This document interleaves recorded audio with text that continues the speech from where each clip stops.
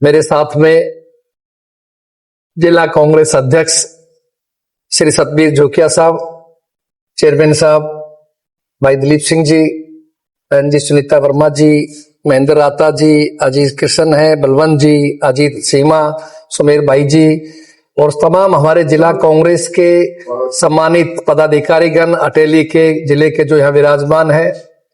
भाई कमलेश सैनी साहब भी हमारे बीच में आ गए हैं, उनका भी स्वागत है। तो एक तो सबसे पहले बहुत दिन हो गए थे, आप भाइयों से मुलाकात करनी थी, राम राम करनी थी आपस में। दूसरा, हमारे जिले में 15 अप्रैल को बाबा साहब भीमराव अंबेडकर जी की जो कमेटी बनी हुई है एक पटीकरा गांव के अंदर नवयुवक मंडल द्वारा, हमारे नवनिर्वाचित राज्यसभा के सदस्य श्री करमबीर सिंह जी बौद्ध और मुझे उन्होंने आमंत्रित किया है पटीकरा गांव के कार्यक्रम में। तो इसलिए हमारे जिले में अभी उनका एमपी बनने के बाद में इस इलाके में पहली बार उनका आगमन है। तो इसलिए एक तो ये सूचना आप सब साथियों को देना चाहते थे कि अच्छा इस बहाने आपके माध्यम से, प्रेस के माध्यम से, अखबार के और दूसरे माध्यम से पता चल सके, मीडिया, सोशल मीडिया के माध्यम से, कि करमबीर जी आएंगे, बाबा साहब को फूल चढ़ाएंगे, उनके बातों को हम याद करेंगे, उनका अभिनंदन भी किया जाएगा, स्वागत भी किया जाएगा सभी साथियों द्वारा। तो एक तो ये हमारे मुख्य रूप से अपना कार्यक्रम अपने जिले का है। साथ में हरियाणा में गेहूं का खासतौर से अनाज मंडियों में आना शुरू हो चुका है। अपने इलाके में विशेष रूप से अभी कमी है क्योंकि देरी से निकाल भी रहे हैं और बहुत ज्यादा गेहूं की फसल हम लोग नहीं करते व्यापार पर्पज से, केवल खाने के हिसाब से करते। सरसों की फसल ज्यादा करते हैं अपने क्षेत्र के अंदर। मेरा आज मन था अटेली और नारनौल 2 अनाज मंडियों में जाने का। फिर हमारी टीम भी पर्सनली गई, मार्केट कमेटी अधिकारियों से बातचीत हुई, व्यापारी भाइयों से बातचीत हुई। तो उन्होंने कहा साहब अभी उपयुक्त समय नहीं है अपने जिले के अंदर, आप दोबारा से जब आए अगले वीक हफ्ते तक फिर शायद फसल भी आनी शुरू हो जाएगी और किसानों की परेशानी भी हो जाएगी ताकि चीज का पता चले। लेकिन 7 तारीख से हमने हरियाणा की मंडियों में प्रोग्राम शुरू किया। सबसे पहले मैं मेवात की तावड़ू और नू अनाज मंडी में गया, उसके बाद में पानीपत, घरौंडा, सोनीपत और आपका ये दोनों जिले कवर हो गए, पानीपत सोनीपत। उसके अलावा फिर हम यमुनानगर जिले की सढौरा में और अंबाला जिले की आपकी नारायणगढ़ और दूसरा है बराड़ा। इन सब अनाज मंडियों में लगभग 8 अनाज मंडी 6 जिलों की में व्यक्तिगत रूप से मैंने विजिट किया, जाके देखा। सही मायने के अंदर किसान एक हफ्ते से अपनी फसल लेके बेचारे बैठे हुए हैं। सरकार द्वारा जो शर्तें लगाई गई है वो शर्तें बड़ा अनावश्यक और किसान को परेशान करने के, कि जब आदमी फसल लेकर किसान भाई आएगा तो गेट पास के ऊपर जब उसका एंट्री होगी तो ट्रैक्टर ट्रॉली के नंबर होने चाहिए। अब हमने कहा साहब हमारे इलाके में तो ऊंट गाड़ी चलती है, कहीं जोटा गाड़ी जोटा बोगी चलती है, वो बेचारे कहां से नंबर कैसे ले पाएंगे। फिर बायोमेट्रिक लगा दिया। बायोमेट्रिक के लिए आप जानते व्यक्तिगत प्रैक्टिकल रूप से 60-65 साल के ऊपर बायोमेट्रिक काम नहीं करता, 70 साल 65 साल। तो ये भी शर्तें गलत है। कोई किसान भाई की फोटो आपने भी देखी होगी मीडिया के अंदर, मैंने भी देखी, पेशाब की थैली लटक रही थी, इसका मतलब बेचारा बीमार होगा वो, और उसको औलाद बच्चे उठा करके लेके आए हैं, बायोमेट्रिक के लेके आ रहे हैं।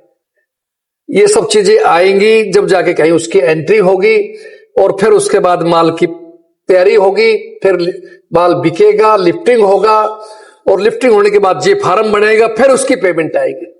तो कहने का तात्पर्य कि ये प्रोसीजर बहुत ही एक अनावश्यक परेशान करने वाला है। और दूसरा, जो नमी देखते हैं तावड़ू के अंदर, उस अधिकारी को बुलाया हमने, भाई किस मशीन लाओ जो टेस्ट करते हो, गेहूं का भरा मशीन के अंदर डाल दिया, बटन दबाया, 13.5 आया। और प्राइवेट हमने व्यापारी भाइयों से, आड़ती भाइयों से मशीन मंगाई और उसमें गेहूं डाला, 9.5 आया। तो आप देखिए 4 पॉइंट का सीधा सीधा सरकार की तरफ से। मैंने कहा ये सरकार के अधिकारियों की मनसा है किसान को परेशान करने की। ये हमने टेस्ट, कुछ नौजवान साथियों ने वीडियो बनाई उस मौके के ऊपर। तो ये सब चीजें हैं जो साबित करती है कि सरकार की मनसा ठीक नहीं है, बारदाने नहीं है, भारी घोटाले डेली हो रहे हैं आपके सामने। अभी सीबीआई की इंक्वायरी शुरू हुई है, जो पंचकुला नगर निगम घोटाला था, आईडीएफसी बैंक घोटाला था, कुछ आईएएस अफसर सस्पेंड भी किए गए हैं और भी इसमें बड़े बड़े मगरमच्छ शामिल हैं। हमारी ये मांग है कांग्रेस की तरफ से, उन घोटालों को उजागर होना चाहिए, सही दोषी गिरफ्तार होना चाहिए और सख्त कार्रवाई हो, अविलंब कार्रवाई हो। और किसान की फसल का एक एक दाना जो सरकार कहती खरीदना चाहिए। सरकार कहती हम डबल इंजन सरकार है, मैं कहता हूं डबल तो नहीं है भाई, ये तो 1.5 इंजन की समझो। एक इंजन दिल्ली में बैठा है, आधा इंजन यहां बैठा है। लेकिन अगर डबल की है तो भी दिल्ली बात करे केंद्र सरकार से, और बेमौसमी जो वर्षा हुई है, कई ओले गिरे हैं, उससे जो फसल की नमी बढ़ी है उसके लिए छूट प्राप्त करे। अब तक 12% की छूट है, उसको 14-15% करें ताकि किसान को अनावश्यक परेशानी ना हो। तो ये चीज किसान का मुद्दा था जिसको लेकर के हम लोग अनाज मंडियों में जा रहे हैं। कल मेरा समालखा में प्रोग्राम है, परसों हमारा पलवल में प्रोग्राम है। तो डेली हम कोई ना कोई हर जिले में एक एक अनाज मंडी को 2 अनाज मंडियों करते हैं, ताकि किसान भाइयों को एहसास हो सके कि भाई कांग्रेस पार्टी के लोग कार्यकर्ता आज कोई चुनाव नहीं है, लेकिन हमारे बीच के अंदर खड़े, हमारे गमी में खुशी में हमारे बीच में शामिल है। तो ये सब चीजें हैं जो आपके सामने चल रही है। तो इसलिए आज मेरा मन था अपने इलाके के अंदर भाइयों से आने का समय मिला आज का मुझे, तो मिलके आऊं अपने लोगों से, भाइयों से। 15 तारीख के लिए भाई करमबीर जी का जो आगमन है उन पे भी उन सब लोगों को अलर्ट करे। और मैं आभारी हूं इस बात का कांग्रेस पार्टी के हमारे मुखिया जननेता राहुल गांधी जी का, हमारे आदरणीय अध्यक्ष खड़गे साहब का, कि उन्होंने एक दलित के बेटे को, एक गरीब के बेटे को, देखिए एससी के बेटे को उठा करके सबसे बड़ी देश की पंचायत में भेजने का फैसला किया। और भारतीय जनता पार्टी जो हरियाणा में राज कर रही है, देश में राज कर रही है, उनको ये बर्दाश्त नहीं हुआ कि गरीब का बेटा देश की बड़ी पंचायत में जाए। उन्होंने एक बाहुबली धन बल से व्यक्ति को, जो मजबूत पैसा वाले व्यक्ति को खड़ा किया।